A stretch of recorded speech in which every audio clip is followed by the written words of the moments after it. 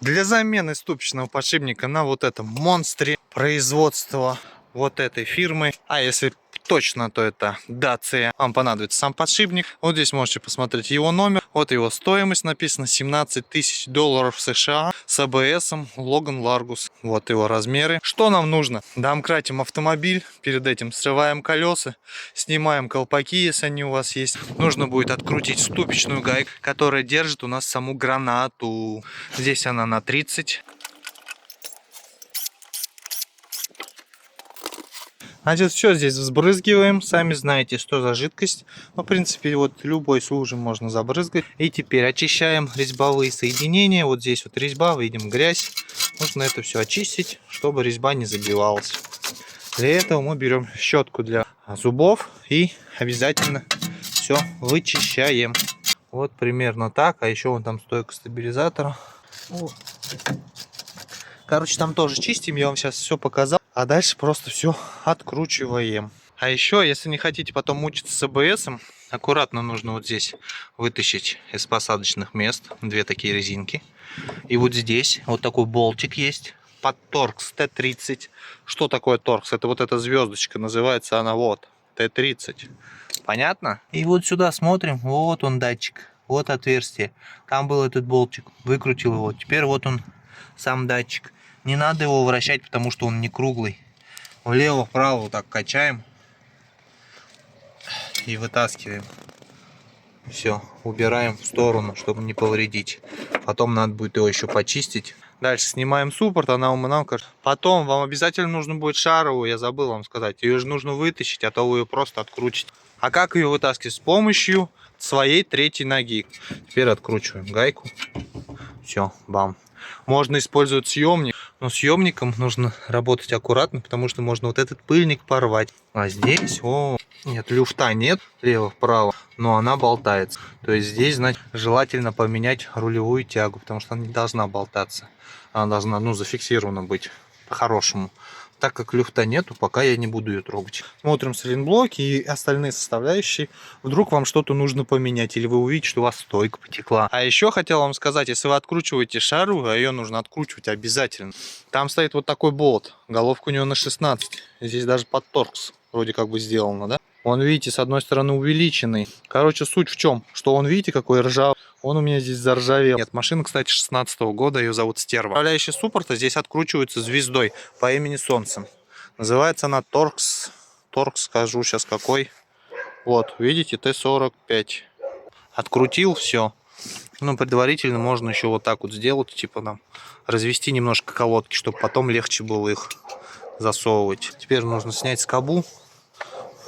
Вот эту. Как она стояла? Вот так. Не забудь. А то забудешь, как я. Я постоянно забываю. По-другому ты ее не поставишь, но вдруг у тебя получится. Давай, давай, давай. Ебой. Ложим вот сюда. Все. Колодки вытаскиваем. Вот эту полоску, видишь, посередине, ее не забудь почистить.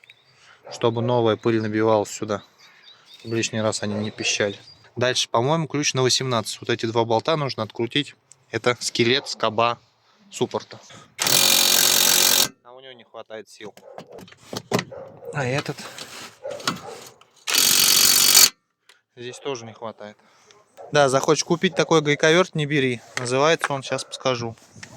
У меня точно такой же шуруповерт. Шуруповерт тоже так себе. Spark Pro. Вот. И у меня шуруповерт и гайковерт, и, короче, беспонтовый, у него сил не хватает. Он слабенький. То есть сорвать им не всегда получается. Например, как сейчас. Не рекомендую. Это все на ваших глазах. Буквально за 5 минут мы сняли нашу ступицу полностью. Да, все в сборе. Остался только рычаг. Осматриваем здесь на наличие дополнительных дефектов. И устраняем по ходу, пока это нам легко и сделать быстрее. А вот она, наша ступица в поворотном кулаке. Или цапфа. Как она там вроде как бы называет. Вот здесь еще вот эта защита такая есть на 3 торксах. Значит, внимание, если будете ее откручивать, в 90% случаев они ломаются. Поэтому будьте готовы их высверливать. Я их, наверное, не буду откручивать, потому что на левой стороне, когда я это все делал, там 2 болта из 3 сломались. В принципе, особо мне защита не мешала. И сейчас посмотрим, если она не будет мне мешать также, я ее не буду вообще откручивать. Послушайте, как звучит подшипник, если он у вас загудел. Чуть-чуть. Видим, вот эта штука, вот это кольцо, оно ставится на Логанах. Здесь как бы оно не ставится. Сюда, по идее, оно нафиг не нужно. Почему его поставили, я не знаю. Здесь вот видите, вот этот... Видно, что здесь что-то терло. И вот оно стерло вот эту фигню, вот это ухо. Потому что, ну вот, видите, блестит. Не похоже на то, чтобы я его вот сейчас сломал. Подшипник, кстати, стоит фирмы СНР. Типа оригинал, они говорят, что. За него просили 20 тысяч. Я, короче, не стал его брать. За 20 взял Зейкер, потому что я уже их как бы ставил, вроде более-менее ходит. Я обнаружил у себя вот такой дефект. Резинки, видите, как их разбил. То есть они со смещением в сторону. Она очень жесткая. И вот здесь. Вот так вот сильно разбила. Сейчас я сниму вот этот болт. И вам будет понятно. Видите, какое отверстие стало большое. Теперь берем здесь, вычищаем всю вот эту грязь. Все подготавливаем. Идем на пресс, выпрессовываем ступицу. Выпрессуем ступицу. И уже после этого там с обратной стороны есть стопорное кольцо, которое нужно будет вытащить. И потом мы уже выпрессовываем сам подшипник. Значит, выпрессовываю я ступицу сначала отсюда с кулака. И вот что произошло. Выпрессовал ступицу. И вот оно, стопорное кольцо выпало. Это пыльник. Ну, ничего страшного. Это вот эта обойма внутренняя, которая, ну, часто здесь остается. То вот смотрите, что стало со смазкой. Или это не смазка, это что-то тоже какая-то фигня. Типа резинка, манжета, как будто непонятно. Ну, и вот оно, стопорное кольцо, которое должно было, подшипник ступичный должен держать. И подшипник, видите, начал двигаться, и он просто выдавил само стопорное кольцо. А почему он мог его выдавить? Он его не должен был выдавить. А все потому, что какой-то рукожоп здесь уже его менял. И по одной простой причине, то что он, видимо, он не попал. И, собственно, я знаю, в чем у них была проблема. А знаете в чем? Посадочное место, видите, вот оно заржавевшее. То есть вот забитое грязью. Потому что стопор стоял не там, где он должен был. Не в этом пазу. Теперь вычищаю сейчас вот это все. Посадочное место. Пошел вычищать вот это посадочное место под стопор. Ну и надо будет вот это снять со ступицы. Это тоже с помощью болгарки сделаю. Как делать, объясняю на пальцах. Показывать не буду. Чуть прорезаешь не до конца. Потом зубилом сюда бьешь, оно лопается и снимается все. Где есть специальное приспособление, можете делать там. Если его нету, то только болгарка, по-другому нет. У некоторых автомобилях есть такие лыски по бокам на ступице сделан, то есть можно съемником подцепить. Помыл, почистил, все там от ржавчины, от грязи и так далее. Здесь снял эту обойму, чуть-чуть вот здесь кацанул болгаркой, но самое главное здесь все ровно. Теперь достаем подшипник. Сначала прессуем сюда. Обязательно, внимание, как прессуете. Ставите сюда под низ, под вот этот диаметр подбирайте, круглый который.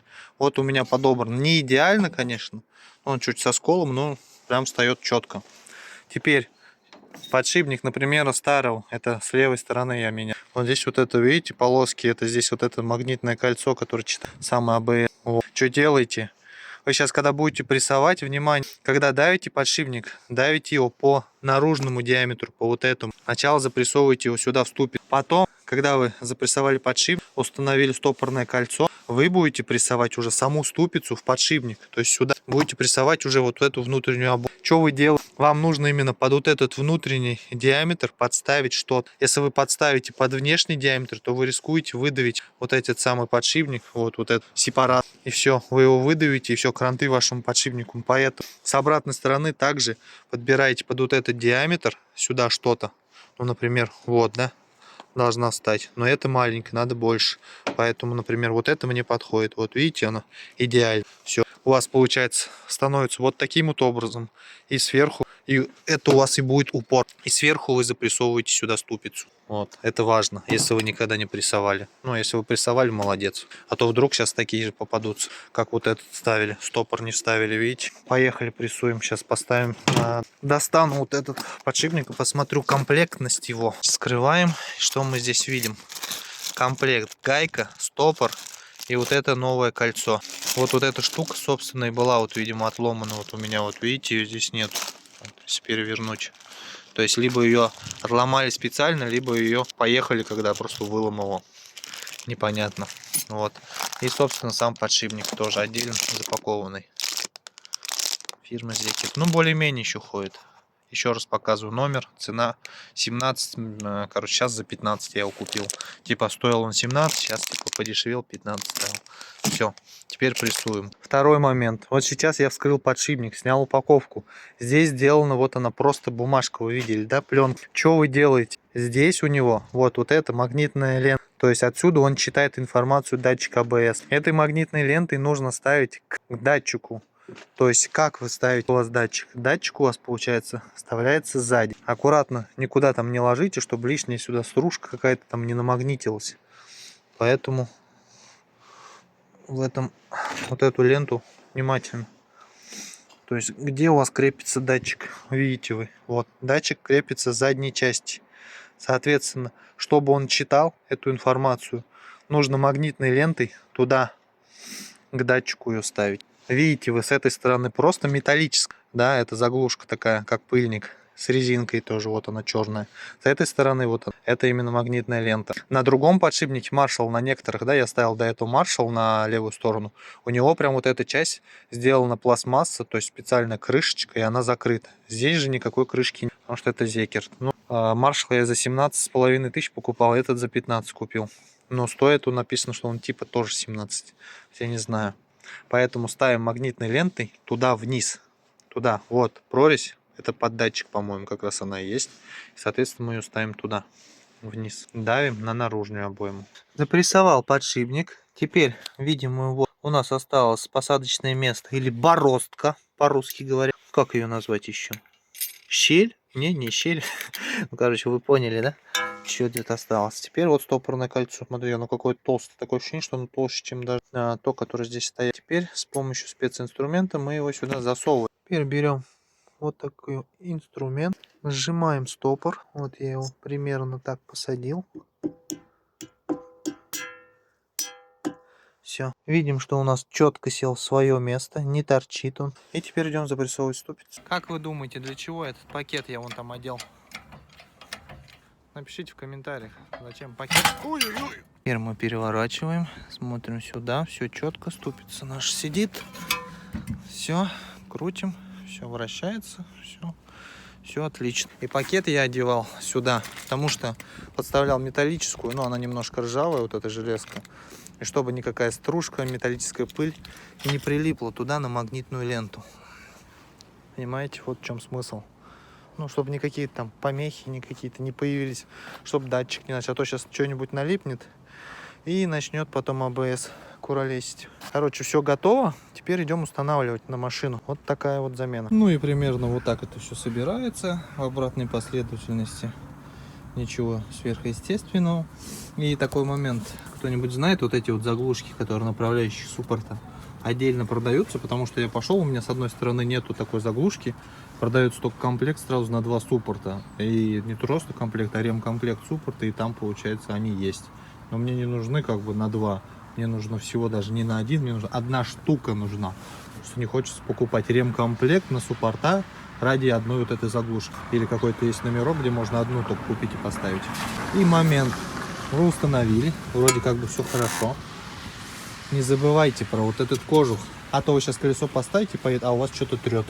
Вот этот зазор посмотрите, чтобы у вас нигде он не задевал. Видите, щель должна быть. А то вы, может, подожмете, когда устанавливаете, что-то согнули и так далее.